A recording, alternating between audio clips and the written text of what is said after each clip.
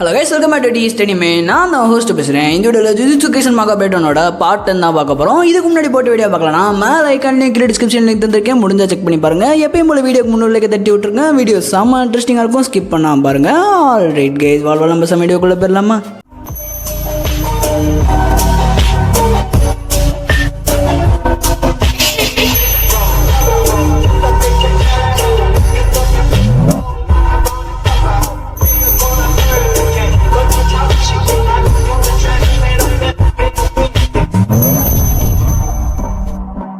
Okay guys, போன chapter முழுக்க நம்ம பிரின்சிபல் யாகாவை பேஸ் பண்ணி தான் நடந்திருக்கும். அதாவது நம்ம யாகா என்ன நல்ல விஷயம்லாம் பண்ணியிருக்காரு, அது மட்டும் இல்லாமல் அவரோட கர்ஸ் கிராப்ஸ் மட்டும் எப்படி இண்டிபெண்டாக சுற்றுது, அந்த மாதிரி விஷயத்தான் போன சாப்டரில் பேசியிருப்பாங்க. இந்த நான் ரெண்டாவது சொன்னது தான் ரொம்ப முக்கியமானது. அதாவது நம்ம யாகா கிரியேட் பண்ணுற கர்ஸ் கிராப்ஸ் மட்டும்தான் இண்டிபெண்டாக இருக்கும். அதாவது யாகாவோட கர்ஸ் எனர்ஜியில் ரன் ஆகாமல் அதுவே கர்ஸ் எனர்ஜியை கிரியேட் பண்ணிக்கும். பட் மற்றவங்களோட கர்ஸ் கிராப்ஸ்ன்றது கிட்டத்தட்ட ஒரு பப்பட் மாதிரி தான் இருக்கும். அவங்க சொல்கிறது தான் கேட்கும், அவங்க சொல்கிறது தான் பண்ணவும் செய்யும். அவங்களோட கர்ஸ் எனர்ஜியை தான் ஒரு கோராவே வச்சு அது ரன் ஆகிட்டு இருக்கும். இதுக்கு எக்ஸாம்பிளாக நம்ம மெக்கமாரோ எடுத்துக்கலாம். நம்ம மெக்கமாரோ இதே மாதிரி ஒரு கர்ஸ்டு கிராப்ஸை தான் அவனோட பப்பட்டை கண்ட்ரோல் பண்ணிட்டு இருந்திருப்பான். பட் இந்த பக்கம் நம்ம யாகா கிரியேட் பண்ண கர்ஸ்டு கிராப்ஸான பேண்டாவை எடுத்து பார்த்தோம்னா பேண்டாவுக்கு இண்டிவிஜுவல் சென்சஸ்ன்றது இருக்கு. அதே சமயத்தில் பேண்டாவுக்கு தேவையான கர்ஸ் எனர்ஜியை அவனே கிரியேட் பண்ணிப்பான். மெக்கமாரோ மாதிரி யாகாட்ட இருந்து அவன் கர்ஸ் எனர்ஜியை பாரோ பண்ணிக்கணுன்ற அவசியம் இல்லை. ஸோ இந்த மாதிரி இண்டிவிஜுவலா அதுவே யோசிக்கும் தன்மை உள்ள கர்ஸ்டு கிராப்ஸை எப்படி உருவாக்கணுன்றத நம்ம யாகா போன சாப்டர்ல சொல்லியிருப்பாரு. ஸோ போன சாப்டர் பார்க்காதவங்க அப்படியே பார்த்துட்டு வந்துருங்க. மேலே ஐக்கான லிங்க் கொடுக்குறேன், செக் பண்ணி பார்த்துருங்க.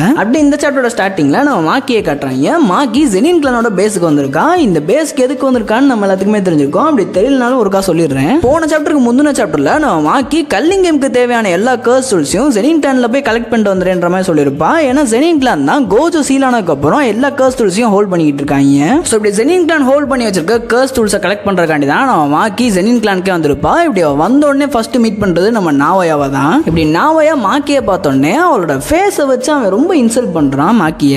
என்ன மாக்கி, மூஞ்சியை பார்க்கறதுக்கு இவ்வளவு கேவலமா இருக்கு, அதுவும் மூஞ்சில இருக்க தீக்காயெல்லாம் ஆறவே செய்யாதே, நீ இந்த மூஞ்சியை வச்சு என்ன பண்ண போற அப்படின்னு நம்ம நாவையா மாக்கிய பார்த்து கேட்க, இதை கேட்ட நம்ம மாக்கி, ஹோ நீ பொண்ணுங்களோட ஃபேஸை பார்த்துலாம் பேசுவியா, இது எனக்கு இவ்வளவு நாளா தெரியாம போயிருச்சு, நீ எப்போதுமே வேற எதையோ பார்த்து தான் பேசுவேன்னு நான் நினைச்சுக்கிட்டு இருந்தேன் அப்படின்னு நம்ம நாவையாவை இன்சல்ட் பண்ண. அப்போ நாவையா, ஹே நாயே, நான் கேட்ட கேள்விக்கு உன்னால பதில் சொல்ல முடியல, நீ என்னையும் இன்சல்ட் பண்ணிக்கிட்டு இருக்கியா, உனக்கு கர்ஸ் எனர்ஜியும் கிடையாது, உன்னால கர்ஸ் ஸ்பிரிட்ஸையும் பார்க்க முடியாது, இந்த நிலைமையில மூஞ்சியை வரை இப்படி நீ கேவலப்படுத்தி வச்சிருக்க, உனக்கு எப்படி நாங்க மாப்பிளை பார்க்கறது அப்படின்னு நம்ம நாவையா மாக்கிய ரொம்ப இன்சல்ட் பண்ணி பேசுறான். இதை கேட்ட மாக்கி அப்படியே நாவையாவை ஏளனமா பார்த்துட்டு அப்படியே அந்த இடத்த விட்டு நகர ஆரம்பிக்கிறா. அப்போ நாவையா, ஹே பதில் சொல்லிட்டு போடி நாயே, உன்னோட வாழ்க்கை கடைசி வரைக்கும் அந்த மெகுமி ஒக்கட்ஸ் கூட கழிச்சிடலாம் பாக்குறியா, பதில் சொல்லிட்டு போடி அப்படின்னு பேசிக்கிட்டு இருக்கும் போதே நம்ம மாக்கி அப்படியே நகர்ந்து அந்த கர்ஸ் டூல்ஸ் இருக்க இடத்துக்கு நவண்டு போயிட்டே இருக்கா. இப்படி மாக்கி போய்கிட்டு இருக்கும் போதே அந்த டனலுக்குள்ள மாக்கியோட அம்மாவை காட்டுறாங்க.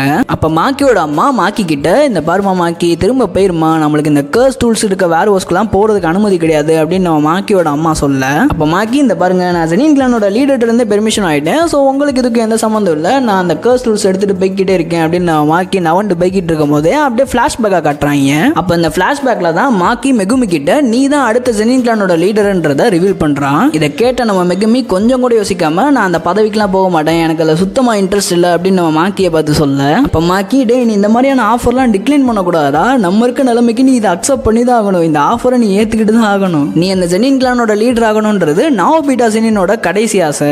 ஸோ அவர் மென்ஷன் பண்ண மாதிரி அவர் செத்தக்கு அப்புறம் அவரோட அசட்டும் அந்த கிளானோட அசட்டும் முக்கியமா அந்த கர்ஸ் டூல்ஸ் வேர் ஹவுஸும் உன்னோட பேர்ல வந்துடும். ஸோ நீ இந்த ஜெனின் கிளானோட ஹெட் ஆனா முக்கியமா நம்மளுக்கு கர்ஸ் டூல்ஸ்ன்றது உன்னோட கண்ட்ரோல் கீழே வந்துடும். அது மட்டும் இல்லாம 3 கிளான்ஸோட இன்ஃபர்மேஷன்றது உனக்கு கிடைக்கும். இதெல்லாம் போக ஜுஜுட்சு ஹையோட ஹெட் குவார்டர்ஸ்ல இருந்து உனக்கு இன்ஃபர்மேஷனை கேதர் பண்ண முடியும். இது எல்லாமே நம்ம இப்ப இருக்க நிலைமைக்கு ரொம்ப தேவையானது அப்படின்னு நம்ம மாக்கி சொல்ல, அப்போ மெகுமி, இந்த ஹெட் பொசிஷன்ன்றது ரொம்ப முக்கியமானது நீங்க சொல்றீங்களே, பேசாம நீங்களே இந்த ஜெனின் கிளானோட லீடர் ஆயிருங்களேன் அப்படின்னு நம்ம மெகுமி மாக்கியை பார்த்து கேட்க, இதை கேட்ட மாக்கி செம்ம ஷாக் ஆகி, டே என்னையெல்லாம் அந்த கிளானோட ஹெட்டை ஏத்துக்கவே மாட்டாங்கடா, அதுவும் நான் இப்ப இருக்க நிலைமைக்கு என்னையெல்லாம் அந்த கிளான்ல சேர்க்கறதே பெரிய விஷயம், ஆனா நீ அப்படி இல்ல, நீ 10 ஷேடோஸ் டெக்னிக்கை இன்வைட் பண்ணிருக்க, அது மட்டும் இல்லாம நீ டொமைன் எக்ஸ்பென்ஷனை மாஸ்டர் பண்ணிருக்க, எல்லாத்தையும் தவிர்த்து நீ கோஜோவோட ஸ்டூடெண்ட், ஸோ இதெல்லாமே நீ ஹெட் ஆகிறதுக்கு யூஸ்ஃபுல்லா இருக்கும், ஸோ உன்னோட மைண்டை மாத்திக்கோ, நீ தான் அந்த ஜெனின் கிளானோட ஹெட் ஹெட் அப்படின்னு நம்ம மாக்கி சொல்ல, அப்போ மெகுமி இதெல்லாம் எனக்கு ஒத்து வராதுன்ற மாதிரி நம்ம மாக்கி கிட்ட நான் ஹெட் ஆனாலும் சரி நீங்கள் ஹெட் ஆனாலும் சரி பெனிஃபிட்ஸ்ன்றது ஒரே மாதிரி தான் இருக்கும், ஸோ நீங்களே ஹெட் ஆயிருங்களேன் அப்படின்னு நம்ம மாக்கி கிட்ட மறுபடியும் சொன்னதே சொல்கிறான்.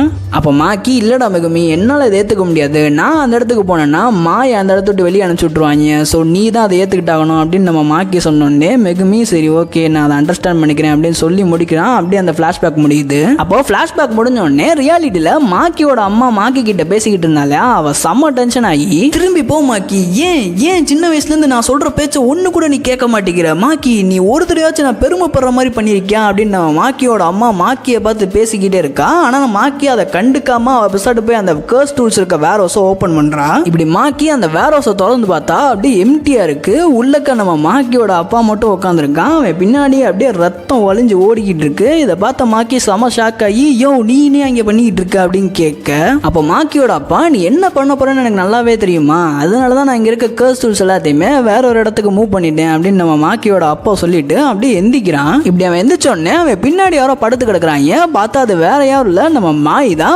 தான் அடிச்சு ரத்த வெள்ளத்தில் படுக்க வச்சிருக்கான். இந்த மாயின்ற கேரக்டர் பத்தி எல்லாத்துக்குமே தெரிஞ்சிருக்கும், தெரியாதவங்களுக்கு சொல்றேன். இந்த மாய் தான் மாக்கியோட ட்வின் சிஸ்டர். நம்ம மாக்கியை பார்த்தோன்னே லூசு கூமுட்டை நீ என்ன பண்றீங்க அப்படின்னு ரத்த வெள்ளத்தில் கேட்கிறான். இது எல்லாத்தையும் பார்த்த மாக்கி அப்படியே செம்ம ஷாக் ஆகி நிற்க. அப்படியே கட் பண்ணி இந்த பக்கம் நம்ம நாவையா ஜெனினையும் ஜின்னிச்சி ஜெனினையும் காட்டுறாங்க. இவங்க ரெண்டு பேரும் பேசிட்டு இருக்கும்போது நம்ம நாவையா ஏன் இந்த பிளானை பத்தி என்கிட்ட முன்னாடியே சொல்லல அப்படின்னு நம்ம ஜின்னிச்சியை பார்த்து கேட்க, அதுக்கு ஜின்னிச்சி நான் இந்த விஷயத்த உன்ட்ட முன்னாடியே சொல்லியிருந்தேன்னா நீ ஏதாச்சும் ரெக்லஸா பண்ணிருப்ப, அதனாலதான் உன்ட்ட நான் இந்த விஷயத்த சொல்லல, உன் இடத்துல மெகுமி இருந்ததுன்னா ஏதாச்சும் கூலா பண்ணிருப்பான், பட் நீ அப்படின்னு நம்ம ஜின்னிச்சி சொல்ல இதை கேட்ட நாவையா அப்படியே டென்ஷன் ஆகுறான். அப்ப ஜின்னிச்சி இந்த மாதிரி நம்ம கிளான்ல ஏகப்பட்ட பேர் மெகுமிக்கு சப்போர்ட் பண்றாங்க, அப்படி இவங்க மெகுமியை லீடர் ஆகிட்டாங்கன்னா அவங்க கோஜோ கிளான் கூட ரிலேஷன்ஷிப்பை பாண்ட் பண்ணிக்கலாம்னு பாக்குறாங்க. ஆனா மெகுமிக்கு நம்ம கிளானோட அசட் எல்லாத்தையுமே கொடுத்துட்டா நம்ம என்ன பண்றது, ஸோ மெகுமியை கிளானோட லீடர் ஆக கூடாது அப்படின்னு நம்ம ஜின்னிச்சி சொல்ல, இதை கேட்ட நாவையா அப்புறத்துக்கு மெகுமியை போட்டு தள்ளுறதுக்கு எவ்வளவு யோசிக்கிறீங்க, சீக்கிரமா அவனை போட்டு தள்ளிட்டு போக வேண்டியதானே அப்படின்னு நம்ம நாவையா ஜின்னிச்சியை பார்த்து கேட்க, அதுக்கு ஜின்னிச்சி நீ சொல்ற மாதிரி மெகுமி ரொம்ப ஈஸியாலாம் போட்டு தள்ளிட முடியாது, அவனுக்கு கோஜோ கிளான் கூடயும் காமோ கிளான் கூடயும் ரிலேஷன்ஷிப்ன்றது இருக்கு, எந்த ஒரு காரணமும் இல்லாம மெகுமியை போட்டு தள்ளணும்னா நம்ம கிளானோட பொசிஷன்ன்றது அதனால பாதிக்கப்படும். இதை கேட்ட நாவையா நீங்க சொல்ற எல்லாமே எனக்கு நல்லா புரியுது, அதாவது மெகுமியை எந்த ஒரு ரீசனும் இல்லாம போட்டு தள்ளணும்னா அது நம்ம கிளானோட பொசிஷன்ன்றதை பாதிக்கும் நீங்க சொல்றீங்க, இவ்வளவு வருஷமா மெகுமியை கொல்றதுக்கு எந்த ஒரு ரீசனும் கிடைக்கலன்னு அமைதியா இருந்தீங்க, ஸோ இப்போ எதுக்கு மெகுமியை கொல்றதுக்கு இவ்வளவு பயங்கரமா ஆக்ஷன் எடுத்துக்கிட்டு இருக்கீங்க அப்படின்னு நம்ம நாவையா ஜின்னிச்சியை பார்த்து கேட்க, அப்ப இதை கேட்ட ஜின்னிச்சி நீ ஹெட் குவார்டர்ஸ்ல இருந்து வர எந்த ஒரு இன்ஃபர்மேஷனுமே ஒழுங்கா பார்க்க மாட்டியா அப்படின்னு நம்ம நாவையா கிட்ட ஒரு பழைய ரூலை எடுத்து சொல்ல ஆரம்பிக்கிறான். அதாவது ஜுஜுட்சு கைசன் சீசன் 2 அனிமேவோட லாஸ்ட் எபிசோடோட எண்டிங்ல நம்ம ஜுஜுட்சு ஹை ஹெட் குவார்டர்ஸ்ல இருந்து 4 புது ரூல்ன்றதை அனௌன்ஸ் பண்ணிருப்பாங்க. ஸோ இப்படி ஜுஜுட்சு ஹெட் குவார்டர் சைட்ல இருந்து போட்ட ரூல்ஸ்ல ஒன்று தான் நம்ம ஜின்னிச்சி இந்த சாப்டர்ல எக்ஸ்பிளைன் பண்றான். அதாவது நம்ம கோஜோ 1 சீல் ஆனதுக்கு அப்புறம் அவனை ஜுஜுட்சு வேர்ல்ட்ல இருந்து மொத்தமா எக்ஸைல் பண்ணிட்டாங்க. ஸோ இப்படி எக்ஸைல் பண்ண கோஜோவை யாராச்சும் அந்த சீல்ல இருந்து வெளியே கொண்டு வர ட்ரை பண்ணாலோ இல்ல கோஜோவுக்கு யாராச்சும் ஹெல்ப் பண்ணாலோ அவங்க பண்றது ஒரு கிரிமினல் ஆக்ட்னு கன்சிடர் பண்ணப்படும். ஸோ கோஜோவா அவனோட சீல்ல இருந்து வெளியே கொண்டு வர ட்ரை பண்றாங்க, அதாவது நம்ம ஜுஜுட்சு ஹெட் குவார்டர்ஸ் எதிர்த்து ரிபல் பண்றாங்க அப்படின்னு நம்ம மாக்கி மெகுமி இவங்க 3 பேர்த்தையுமே இந்த ஒரு ரீசனை வச்சு எக்ஸிக்யூட் பண்ணிடலாம். அதே சமயத்துல இந்த ரீசனை வச்சு நம்ம இவங்களை எக்ஸிக்யூட் பண்றதுனால நம்மளுக்கு ஜுஜுட்சு ஹெட் குவார்டர்ஸ்ல ஒரு பெரிய மரியாதை கிடைக்கும். ஸோ அதை வச்சு நம்ம ஜுஜுட்சு ஹெட் குவார்டர்ஸையே நம்ம கிளானோட கண்ட்ரோல் கீழே கொண்டு வந்துடலாம் அப்படின்னு நம்ம ஜின்னிச்சி சொல்ல, இதை கேட்ட நாவையா நீ சொல்றதெல்லாம் சரிதான், ஆனா உன்னோட பிளான் படி அங்கிள் ஓகி அவரோட சொந்த மகளை போட்டு தருவாரா, அது அவரால் முடியுமா அப்படின்னு நம்ம நாவையா ஜின்னிச்சியை பார்த்து கேட்க, அப்போ ஜின்னிச்சி ஓகியை தப்பா இடக்கூடாது, அவரோட மகள்களை கொல்லணுன்ற நிலைமை வந்தப்போ அவர் தான் ஃபர்ஸ்டா வந்து அந்த ப்ரொபோசல் அக்செப்ட் பண்ணிக்கிட்டாரு அப்படின்னு நம்ம ஜின்னிச்சி சொல்ல, இந்த இடத்துல நம்ம மாக்கியோட அப்பா எவ்வளவு கேவலமானவன்றது தெரியுது. ஏன்னா தன்னோட சொந்த மகளை கிளானுக்காண்டி எக்ஸிக்யூட் பண்ணணுன்ற நிலைமை வந்தப்போ நான் பண்றேன்னு முதலா வந்து நின்றுருக்கான் இந்த கிழட்டு பையன். ஒருவேளை மாக்கியோட அம்மா நல்ல நோக்கத்தோட தான் மாக்கியை திரும்ப போ அந்த டோரை ஓப்பன் பண்ணாத உனக்கு எதுக்கும் சம்மந்தம் இல்லைன்னு மாக்கியை திரும்ப அனுப்புறதுலே ட்ரை பண்ணிக்கிட்டு இருந்தாங்க போல. அப்படியே மாக்கியோட அம்மாவுக்கு ஆப்போசிட்டா இந்த கிழட்டு பையன் தன்னோட சொந்த மகள் 2 பேத்தையும் போட்டு தள்ளுறதுக்கு ரெடி ஆகிட்டு இருக்கான். ஸோ இந்த கிழட்டு பையன் மாக்கியோட அட்டாக்கை கவுண்டர் பண்றதுக்காண்டி சீக்ரெட் டெக்னிக் ஃபாலிங் பிளாசம் எமோஷன்ற ஒரு சிம்பிள் டொமைனை யூஸ் பண்றான். அதாவது இந்த கிழட்டு பையன் எதுக்கு இந்த டெக்னிக்கை இப்போ யூஸ் பண்றான்னா நம்ம மாக்கி எந்த கர்ஸ் டூல்ஸ் வச்சு எந்த நேரத்தில் எப்படி அடிப்பானே தெரியாது. ஸோ அந்த அட்டாக்கை கவுண்டர் மெஷர் பண்றதுக்காண்டி இந்த கிழட்டு பையன் அவனோட உடம்பு முழுக்க கர்ஸ் எனர்ஜியால இம்யூன் பண்ணியிருக்கான், இன்க்ளூடிங் அவனோட ஸ்வாடையும் சேர்த்து. ஸோ இந்த கிழட்டு பையன் பயந்ததுக்கு தகுந்த மாதிரி நம்ம மாக்கியும் ஒரு தரமான கர்ஸ் டூல்ஸ் எடுத்துட்டு வந்திருப்பா. அதாவது நம்ம டெங்கன் கிட்ட மாக்கி ஜூசோன்ற ஒருத்தனோட ஒர்க் ஷாப்பை பத்தி விசாரிச்சிருப்பா. ஸோ அந்த ஜூசோவோட மாஸ்டர் பீஸ் ஆன கீழ்ன்ற கர்ஸ் டூலை நம்ம மாக்கி எடுத்துட்டு வந்திருப்பா. இந்த கர்ஸ் டூலோட எபிலிட்டி என்னன்னா ஆப்போனன்ட் அவங்களோட பிளேட்ல பிளேடில் கர்ஸ் எனர்ஜியை இம்யூன் பண்ணி அதை வச்சு அட்டாக் பண்ணாங்கன்னா அந்த அட்டாக்கோட இம்பாக்ட் அப்சர்வ் பண்ணி யூசரோட வில்லுக்கு தகுந்த மாதிரி டிஸ்பிளே பண்ணுறது தான் இந்த கர்ஸ் டூலோட எபிலிட்டி. ஸோ இந்த கர்ஸ் டூலோட எபிலிட்டியை பற்றி யாருக்குமே அவ்வளோ தெரியாதனால மாக்கி ஒரு மாஸ்டர் பிளானை போடுறா. அதாவது மாக்கி நம்ம எம்ஜிஆரோட ஸ்டைலை இந்த இடத்துல யூஸ் பண்ண ட்ரை பண்ணுறா. நம்ம ஓகியோட ஃபர்ஸ்ட் 3 ஸ்வாட் அட்டாக்ஸோட இம்பாக்டை நம்ம மாக்கி அவளோட கர்ஸ் டூல்ஸ் மூலமா அப்சர்வ் பண்ணி இந்த 3 ஸ்லாஷ்ல அப்சர்வ் பண்ண இம்பாக்டை மாக்கி அவங்க அப்பா 4வது ஸ்லாஷை லான்ச் பண்றதுக்கு முன்னாடி ஒரு ஸ்ட்ராங்கஸ்டான சர்ப்ரைஸ் அட்டாக் கொடுக்கணுன்றது தான் அவளோட பிளானு. இப்படி மாக்கி அவளோட பிளானை யோசிச்சு முடிச்சக்கப்புறம் மாக்கி அப்புறம் மாக்கியோட கேவலமான அப்பா ஓகி இவங்க 2 பேருமே நார்மல் மோட்ல இருந்து அட்டாக் மோடுக்கு டிரான்ஸ்ஃபர் ஆகுறாங்க. இப்படி 2 பேரும் அட்டாக் பண்றதுக்கு ரெடி ஆகிற சமயத்துல நம்ம கிழட்டு பையன் ஓகி ஒரு கேள்வியை ரைஸ் பண்றான். அதாவது இந்த ஜெனின் கிளானோட லீடரா ஏன் என்னைய சூஸ் பண்ணாம எங்க அண்ணனை சூஸ் பண்ணாங்கன்னு உனக்கு தெரியுமா மாக்கி அப்படின்னு நம்ம கிழட்டு பையன் ஓகி கேட்க, இந்த மாதிரி உன்னோட சொந்த மகளை கொல்றதுக்கு கொஞ்சம் கூட யோசிக்காம என் முன்னாடி வந்து நிக்கிற பாத்தியா, இந்த மாதிரி ஒரு கேவலமான புத்தி உனக்கு இருக்கனால தான் உன்னை யாருமே கிளான் லீடரா சூஸ் பண்ணல கரெக்டா அப்படின்னு நம்ம மாக்கி கேட்டோடனே ஓகி டென்ஷன் ஆயிடுறான் போல.